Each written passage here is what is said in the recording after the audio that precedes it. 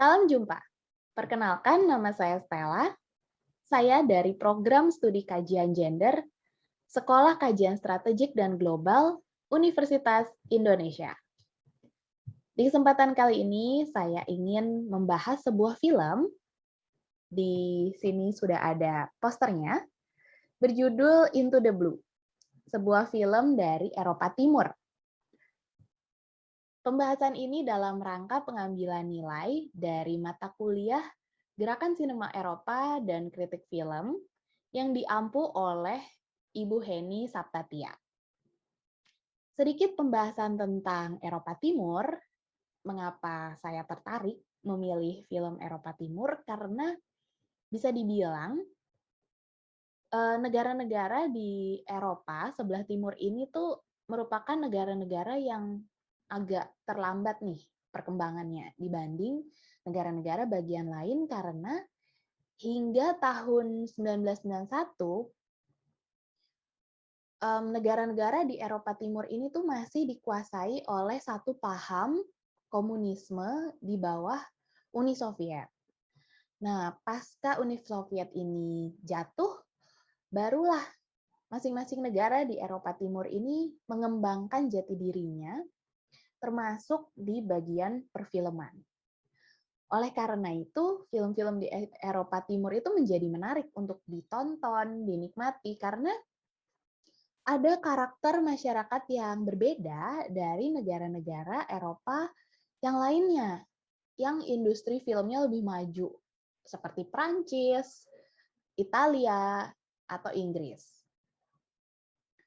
Ada situasi yang berbeda dari setiap negara-negara di Eropa Timur ini, salah satunya Kroasia, negara asal dari film Into the Blue, yang menyebabkan munculnya dorongan nih dari masyarakat Kroasia atau masyarakat Eropa Timur untuk menyajikan film itu secara beragam, baik dari segi temanya maupun dari segi kualitasnya.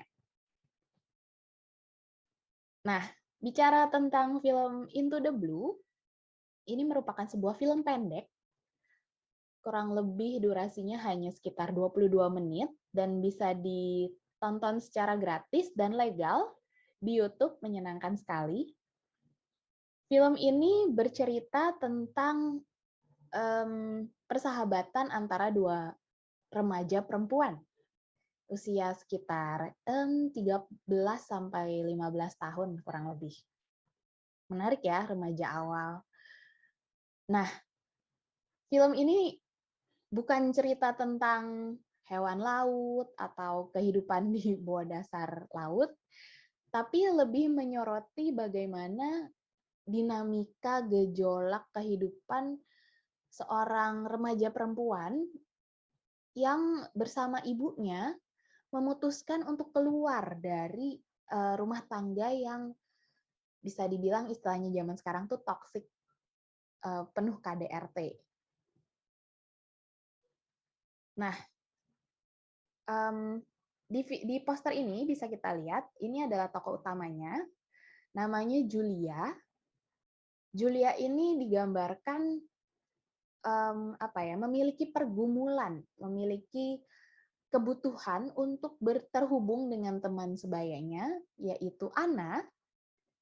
Namun sayangnya, Anna itu ketika dijumpai oleh Julia, dia sedang dalam fase kasmaran nih dengan remaja laki-laki seumuran mereka. Sehingga Julia yang di saat-saat rapuhnya membutuhkan dukungan emosional, membutuhkan dukungan moral dari Anna, akhirnya jadi seperti ada dalam kompetisi, ada dalam persaingan dengan remaja laki-laki yang memenuhi perhatiannya Anna saat ini. Nah, di tengah pergolakan batinnya, di tengah persaingannya dengan remaja laki-laki yang dicintai Anna ini, Julia akhirnya muncul sakit yang selama ini ia tekan dalam dirinya, muncul ke permukaan sehingga mempengaruhi relasinya dengan Anna. konfrontasi menjadi tidak terelakkan, dan itulah yang disajikan oleh sutradara film ini untuk kita nikmati dan kita tonton bersama.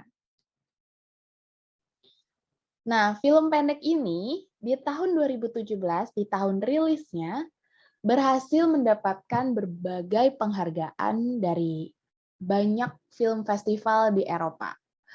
Beberapa di antaranya bisa saya sebutkan ada dari Berlin International Film Festival, ada dari Oberhausen International Short Film Festival, Sarajevo Film Festival, Short to the Point International Film Festival. Penghargaan ini tidak hanya dari segi penonton atau dewan juri saja, tapi kedua-dua pihak ini, apresiator seni biasa maupun apresiator seni profesional, menaruh penghargaan yang tinggi terhadap film Into the Blue ini. Film pendek ini disutradarai oleh Antoneta Kusjanovic, seorang perempuan asal Kroasia yang menetap di New York saat ini. Namun melalui film, Kusjanovic berhasil menunjukkan ke penonton betapa indahnya negara Kroasia, khususnya kota Dubrovnik, di mana kota ini merupakan kota besar di Kroasia. Tujuan turis untuk berkunjung ke sana, baik turis Eropa maupun turis internasional. Dan karena Kroasia ini bersebelahan langsung dengan Laut Adriatik, maka pemandangan seperti di latar belakang saya ini, laut yang jernih, tebing yang curam, dan kawasan pantai itu menjadi sebuah pemandangan yang umum dan mudah ditemukan di Kroasia. Itu pun juga yang membuat UNESCO memberikan penghargaan ke kota Dubrovnik sebagai situs warisan dunia karena bentuk kotanya tuh yang menarik sekali. Anda bisa saksikan sendiri di film. Selain itu juga, Kusjanovic menggambarkan bagaimana negara Kroasia ini memiliki mayoritas agama Kristen yang ditunjukkan melalui perjumpaan Anna dan Julia untuk pertama kali di gereja ketika mereka beribadah. Meski demikian, Kroasia sebenarnya bukan negara yang memiliki agama resmi tertentu gitu. Ya kurang lebih seperti Indonesia lah. Mayoritas beragama Muslim, tapi Islam tidak sebagai agama konstitusional. Kroasia pun demikian.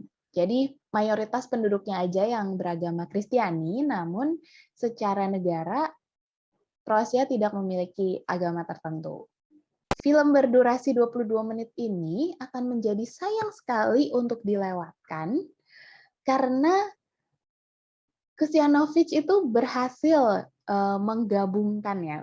Ini sesuatu yang cukup menurut saya layak sekali diapresiasi karena menggabungkan bagaimana remaja perempuan dengan gejolak batin dan latar belakang keluarga yang kurang harmonis itu bisa digambarkan dengan sangat realistis, cenderung tidak berlebihan oleh Kusjanovic.